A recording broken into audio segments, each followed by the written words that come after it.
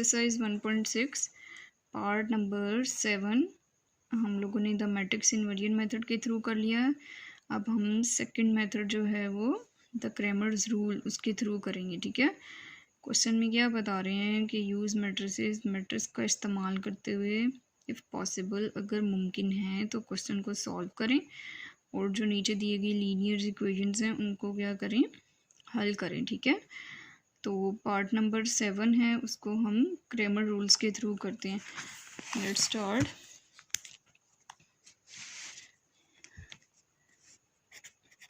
To x minus 2y equal to 4 minus 5x minus 2y equal to -10। ठीक है, उसके बाद हम लोग क्या करेंगे, इसको मैट्रिक्स की फॉर्म में लिखेंगे। 2 -2 -5 देखिए -2 और x एंड y हमारे पास है और 4 एंड -10 ये हमारे पास जो है वो मैट्रिक्स की फॉर्म बन गई है। ठीक है, इसमें इन्वर्जन मेथड नहीं है क्योंकि ये हम क्रैमर रूल्स के थ्रू कर रहे हैं, इस वजह से हम इसको इन्वर्स नहीं करेंगे। ये हमारा a हो गया, ये हमारा x हो गया और ये हमारा मैट्रिक्स b हो गया। सबसे पहले क्वेश्चन सॉल्व आगे हम कर सकते हैं या नहीं, तो हम क्या करते हैं, डिटर्मिनेंट फाइंड आउट करते हैं। डिटर्मिनेंट फाइंड आउट करने के लिए बार का यूज़ किया जाता है। ठीक है, तो पहले हम डायगोनल को मल्टीप्लाई करेंगे। 2 मल्टीप्लाई बाय -2 माइनस का साइन, फिर -2 मल्टीप्लाई बाय -5। आगे क्या हो गया, 2 2 ज़र 4 प्लस माइनस -4, 2 5 ज़र 10 माइनस माइनस प्लस, ये बाकी माइनस बच गया। तो आगे क्या हो गया, माइनस माइनस प्लस, 4 में 10 को प्लस करेंगे तो क्या हो जाता है 14। दोनों साइन माइनस के हैं तो माइनस, इट्स मीन ये equal to not equal to 0। तो हम आगे क्वेश्चन को सॉल्व कर सकते हैं। It is non singular.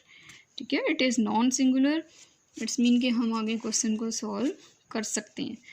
अब हम लोगों ने क्या करना है, हमें क्वेश्चन में ax चाहिए होता है। ठीक है, ax एंड ay चाहिए होता है। हमने कितने पीछे जो है वो क्वेश्चंस किए हैं उसमें हम लोगों को ax और ay चाहिए होता है। ax को फाइंड आउट करने के लिए हम लोग क्या करेंगे, जो हमारा फर्स्ट कॉलम है उसको हम क्या कर लेते हैं, स्किप कर लेते हैं। ठीक है, ये जो हमारा मैट्रिक्स A जिसको मैंने नेम दिया हुआ है, इसमें फर्स्ट कॉलम को स्किप करके उसकी जगह हम अपना मैट्रिक्स B लिख देंगे। ठीक है, 4 -10 हो जाएगा और उसकी जो सेकंड हमारा कॉलम है वो हम लोग एज इट इज़ उतार लेंगे। इसी तरह ay को फाइंड आउट करने के लिए क्या करेंगे, जो हमारा सेकंड कॉलम है उसको स्किप करेंगे। फर्स्ट वाला हम लोग क्या करते हैं, ऐसे ही लिख देते हैं। जो सेकंड कॉलम है उसको स्किप करके उसकी जगह पर हम मैट्रिक्स B की वैल्यू पुट करेंगे, 4 -10। ये हमारे पास ax और ay की वैल्यू आ गई। ठीक है, अब हमें x का फॉर्मूला है हम लोगों का determinant of ax divided by determinant of a। इसी तरह y का हम लोगों का फॉर्मूला, y को फाइंड आउट करने के लिए determinant of ay divided by determinant of a।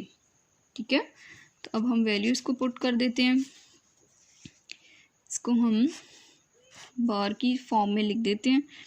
ये जो हमने ax फाइंड किया है इसका अब हम डिटर्मिनेंट फाइंड आउट करेंगे। 4 -10 -2 divided by determinant of a हम लोगों का क्या है, -14। ये -14 हमने लिख दी। इसी तरह से y की भी वैल्यू जो है वो मैं पुट कर देती हूँ।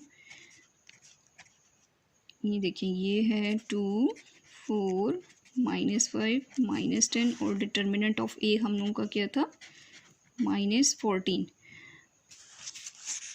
अब हम पहले जो है वो एक्स की वैल्यू को फाइंड आउट करते हैं, फिर उसके बाद हम वाई की वैल्यू को फाइंड आउट करेंगे, ठीक है। एक्स को इस तरह से लिख देते हैं।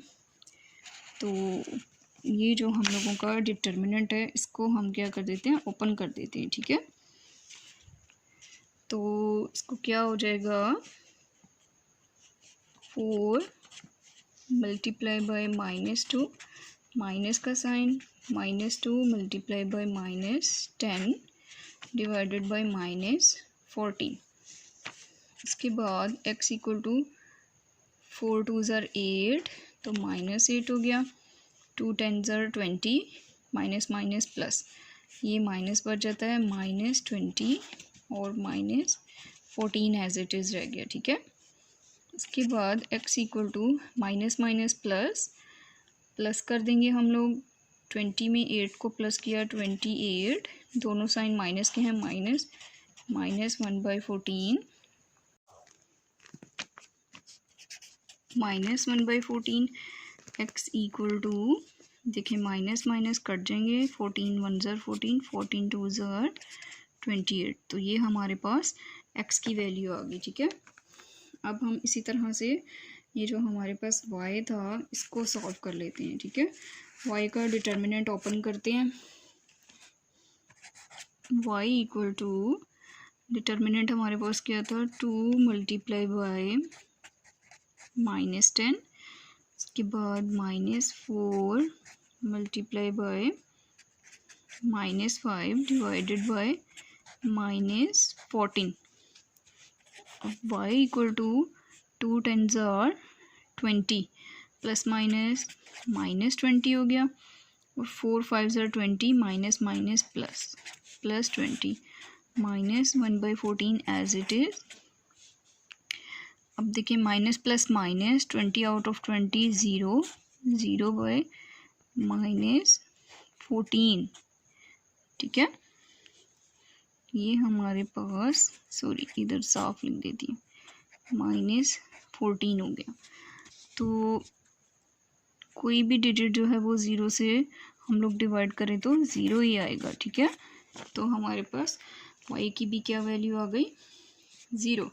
तो it's mean x equal to 2 and y equal to 0।